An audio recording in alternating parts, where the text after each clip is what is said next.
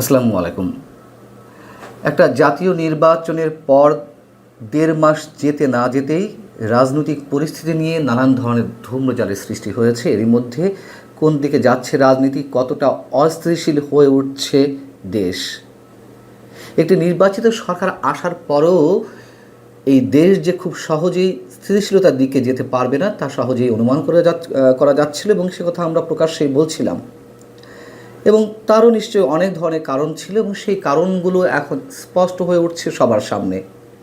প্রিয় দর্শক, সেই 18 ফেব্রুয়ারিতেই, যেদিন কিনা নির্বাচিত জনপ্রতিনিধিদের শপথ গ্রহণ অনুষ্ঠান হলো, সংসদের প্রথম অধিবেশন বসলো, সেদিনই আমি আপনাদের সামনে প্রশ্ন তুলেছিলাম যে কোন আইনের অধীনে, কোন বিধান মোতাবেক, সংবিধানের কোন ধারার আলোকে আমাদের বর্তমান সিইসি প্রধান নির্বাচন কমিশনার এম নাসির উদ্দিন জামাত এবং এনসিপির সদস্যদেরকে সংবিধান সংস্কার পরিষদের সদস্য হিসেবে শপথ বাক্য পাঠ করালেন। এবং আমি স্পষ্টভাবে এই কথা আপনাদের সামনে বলেছিলাম, এই শপথ বাক্য পাঠ করানোর দায়ে সংবিধান লঙ্ঘনের কারণে তার বিরুদ্ধে শাস্তিমূলক ব্যবস্থা নিতে হবে। সেই কথাটি এখন ১.৫ মাসের মাথায় এসে খোদ আমাদের স্বরাষ্ট্রমন্ত্রী এবং বিএনপির এই মুহূর্তে অন্যতম প্রভাবশালী নেতা সালাউদ্দিন আহমেদ সংসদে দাঁড়িয়ে সেই প্রশ্নটি উত্থাপন করলেন।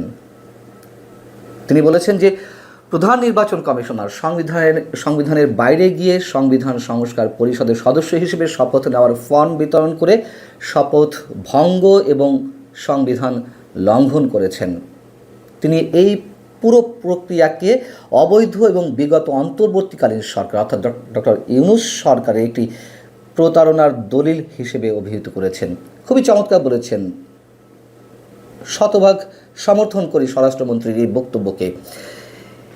এই যে সংবিধান সংস্কার পরিষদ নামে উদ্ভট একটি বিষয়, এই মুহূর্তে অন্তত সংবিধান তো নাই, সেই জায়গা থেকে আমরা বলতে পারি যে এটি কী উদ্দেশ্যে করা হয়েছিল, সেই প্রশ্ন তুললেই উত্তরগুলো খুব সহজেই বেরিয়ে আসবে। এটি আগে থেকেই বলে আসছি, সংবিধানের কোথাও তো এ বিষয়ে কোনো শব্দ উচ্চারণ নেই। রাষ্ট্রপতির অধ্যাদেশের মাধ্যমে গণভোটটি অনুষ্ঠিত হয়েছিল, হ্যাঁ না ভোট। এ ধরনের অধ্যাদেশ লঙ্ঘনের দায়ে কোনো অপরাধ হয় কি না, কোনো শাস্তিমূলক ব্যবস্থা হয় কি না, ব্যবস্থা নেওয়া যায় কি না, সেটি আমার এই মুহূর্তে জানা নেই। কিন্তু এটুকু স্পষ্ট আমরা সবাই জানি যে সংবিধান লঙ্ঘনের দায়ে অবশ্যই শাস্তির বিধান রয়েছে। সেই জায়গা থেকে অবশ্যই সিইসিকে কারাগারে পাঠানো যেতে পারে। এবং খুব স্বাভাবিকভাবেই আমরা আলোচনায় নিয়ে আসতে পারি, গত 2 দিন আগে এনসিপির মুখপাত্র আসিফ মাহমুদ সজীব ভুঁইয়া কিংবা আহ্বায়ক নাহিদ ইসলামরা কেন হঠাৎ করে ডিপ স্টেটের কথা নিয়ে আসলো, যে সব ধরনের স্ট্র্যাটেজি সাজিয়ে দেওয়া হয়েছিল ডিপ স্টেটের পক্ষ থেকে যাতে আরও 4.5 বছর ইউনূস সরকার ক্ষমতায় থাকতে পারে। কী উদ্দেশ্যে আনা হলো, এ বিষয়ে আপনাদের সামনে এর আগে ব্যাখ্যা করেছি। এবং ডিপ স্টেটের খেলা যে এখনও থেমে যায়নি, বরং আরও সক্রিয় হয়েছে, সংসদের মধ্যে জামাত এবং এনসিপির ভূমিকাকে আমাদের সামনে তুলে ধরলেই স্পষ্ট বোঝা যায়। একটি বিশেষ রাজনৈতিক শক্তি এরই মধ্যে সুশীল সমাজের প্রতিনিধি হিসেবে ফটো সাংবাদিক শহীদুল আলমদের রাজপথে নামিয়েছে। সাংবাদিক শহীদুল আলমরা হুঁশিয়ারি দিচ্ছে, হুঙ্কার দিচ্ছে, যদি গণভোটের রায় না মেনে নেওয়া হয় তাহলে আন্দোলন গড়ে তোলা হবে সরকারের বিরুদ্ধে।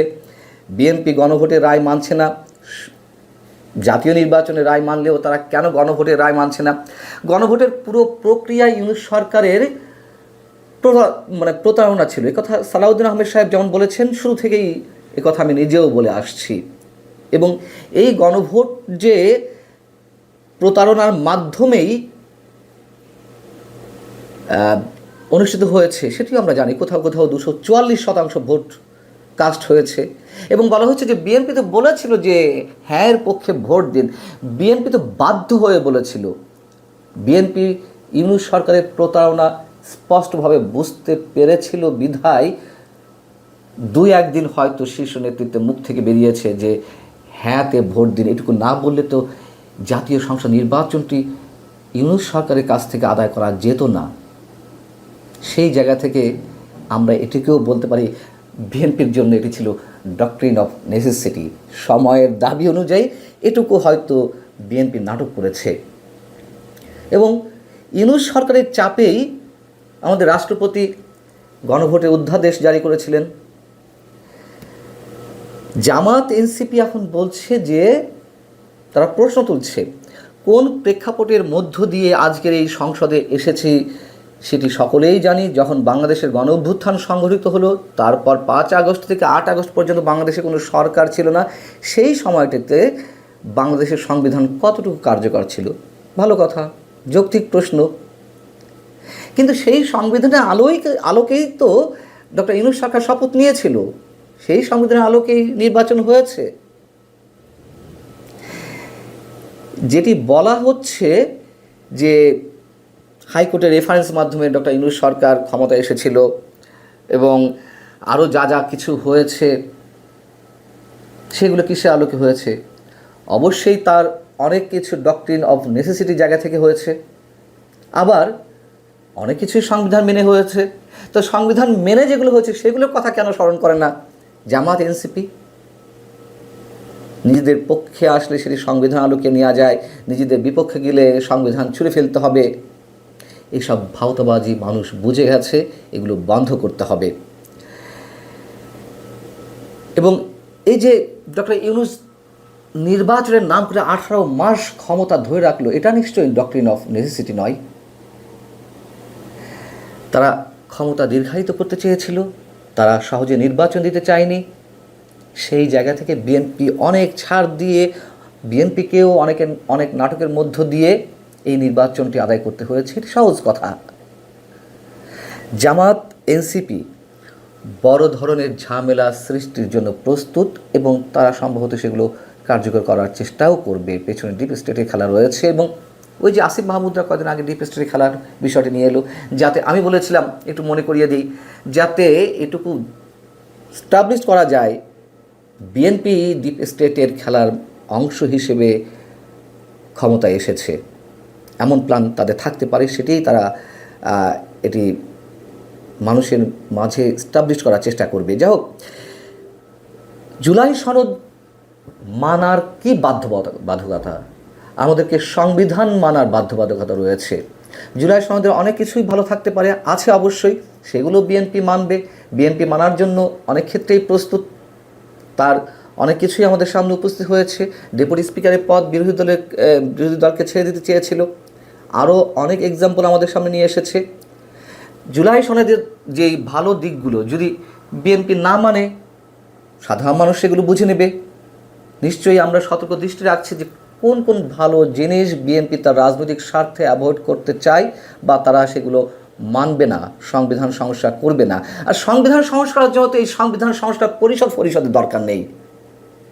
সংখ্যাগরিষ্ঠ মতামতের ভিত্তিতেই তো অনেক কিছু করা যায়, এর আগে করা হয়েছে। যেই ভয়ের বা আতঙ্কের বা আশঙ্কার জায়গা থেকে বিএনপি সংবিধান সংস্কার পরিষদের সদস্য হিসেবে শপথ নেয়নি, সেটিও একটু মনে করিয়ে দিই। শোনা যাচ্ছিল যে এই সংবিধান সংস্কার পরিষদ 6 মাস ধরে থাকবে। 6 মাস ধরে থাকলে ডক্টর ইউনূসও 6 মাস প্রধান উপদেষ্টা হিসেবে তার পদে থাকতে পারবেন। আবার এই 6 মাস মধ্যে নানান ধরনের খেলা হতে পারে। এখন আবার একটা হসপস বাঁধানোর জন্য জামাত এনসিপি এইগুলো করার জন্য সংসদের ভেতরে বাইরে পুরো দেশকে উত্তপ্ত করার চেষ্টা করছে। মোদ্দা কথা হচ্ছে, ডিপ স্টেটের খেলা এখনও থামেনি। জামাত এনসিপি ডিপ স্টেটের হয়ে এখনও পর্যন্ত খেলছে, অনেককে খেলার জন্য রাজপথে নামাচ্ছে। ভালো থাকুন সবাই, আল্লাহ হাফেজ।